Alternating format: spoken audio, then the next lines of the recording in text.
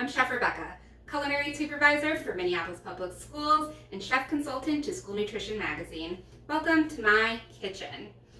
This month, Food Focus is all about apples. Not only is it National Farm to School Month, but it's actually National Apple Month as well. This just happens to be my favorite varietal. It's a pink lady that's super crisp, bright, and juicy when you bite into it. And I just love the color of that pink skin. But did you know there's 100 varietals grown in America alone? And around the world, there's 7,500 different varietals of apples. That's a lot of different kinds.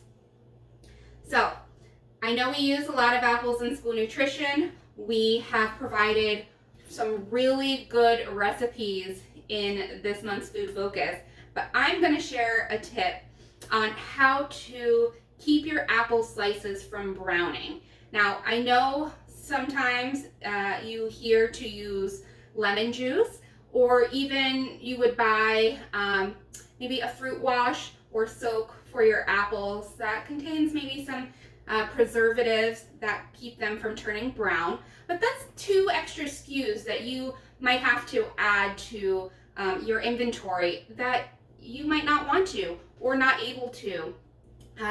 This is a trick that you have everything in your kitchen right now, and this is actually the one way I have found that apples do not turn brown, and they don't taste like anything but an apple. You know, sometimes when you soak them in that lemon juice, they kind of get tart.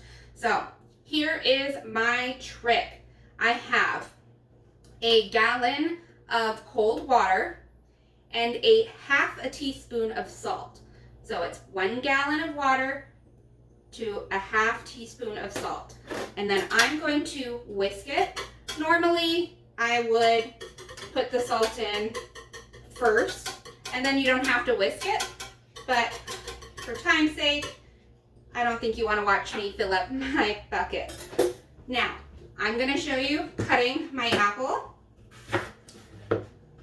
But you would likely be using a sectionizer of some sort in your kitchen. So probably not a lot of knife work with your apples. But it is very quick and easy to do. And then you just add your apples as you cut them into the cold water. And you let them rest in the water for 5 minutes. That's it.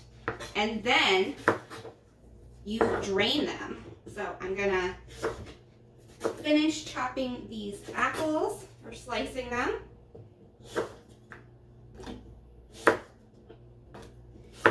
And show you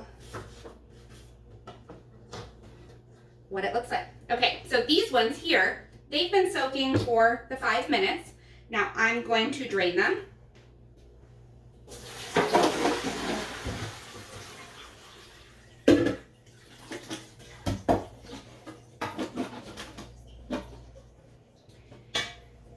And just add them back to my container. Remember, I'm in my home kitchen. These are ready to eat food, so you would be wearing gloves doing this. And then just save them in a airtight container, and these will stay nice and bright and not brown for up to 3 days. So 1 gallon of water, a half a teaspoon of salt, let sit for 5 minutes, drain, and label and date and put in the refrigerator in a airtight container. Now, I hope you check out all of the awesome recipes in this month's Food Focus. You're bound to find something that you're going to love using one of 7,500 different varietals of apples. Hope you enjoy.